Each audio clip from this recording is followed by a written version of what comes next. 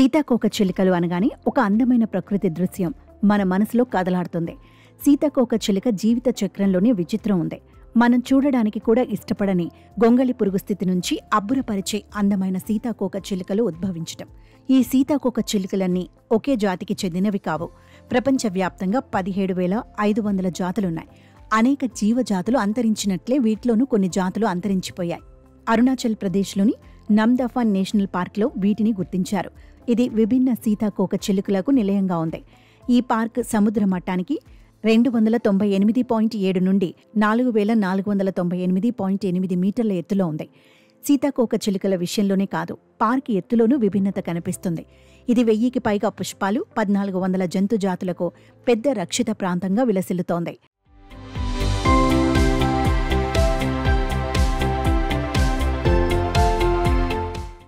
పర్యావరణ ప్రేమికులకు, అధ్యయనకారులకు చాలా ఇష్టమైన అనువైన ప్రదేశం. సీతాకోకచిలుకల్లోని వైవిధ్యం గురించి బాంబే న్యాచురల్ హిస్టరీ సొసైటీ శాస్త్రవేత్తల బృందం సర్వే జరిపింది. అప్పుడే ఇవి బృందానికి చిక్కాయి.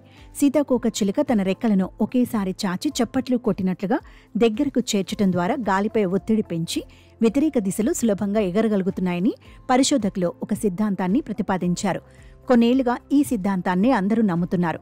అయితే ఇటీవలి స్వీడన్లోని లుండ్ యూనివర్సిటీకి చెందిన శాస్త్రవేత్తల బృందం మరోసారి సీతాకోకచిలుక ఎగిరే విధానంపై పరిశోధనలు చేశారు. గత సిద్ధాంతం నిజమే అయినప్పటికీ సీతాకోకచిలుకలు ఎగరడంలో వాటి రెక్కల ఆకృతి కీలక పాత్ర పోషిస్తున్నాయని కనుగొన్నారు. ఈ పరిశోధన కోసం సీతాకోకచిలుకకు ఉండే రెక్కల మాదిరిగానే యంత్రాలతో రెక్కలు తయారు చేశారు. దీంతో వాటి రహస్యం బయటపడింది. ఈ పరిశోధన ద్వారా వెల్లడైన విషయాలు డ్రోన్ల తయారీ, వినియోగంలో ఉపయోగపడే అవకాశాలున్నాయని శాస్త్రవేత్తలు అభిప్రాయపడుతున్నారు. ఈ సీతాకోకచిలుకలు చైనాలోని yuan, Sichuan, Nepal, Bhutan, Myanmar, ఈశాన్య భారతదేశం అంతటా విస్తరించి ఉండేవి. 1957 తర్వాత మన దేశంలో వీటి ఉనికి లేదు. ఇటీవలి అరుణాచల్ ప్రదేశ్లో అధ్యయనకారుల దృష్టికి వచ్చాయి. సీతాకోకచిలుకల వైవిధ్యానికి మయన్మార్ సరిహద్దు ప్రాంతమైన అరుణాచల్ ప్రదేశ్ నమ్దఫాన్ నేషనల్ పార్క్ కీలకమైన ప్రాంతం. ఇవి మళ్లీ ఇక్కడే పునఃస్థాపన జరగటం సంతోషించదగ్గ విషయం. దీనివలన పర్యావరణ ప్రాముఖ్యత పెరుగుతుంది.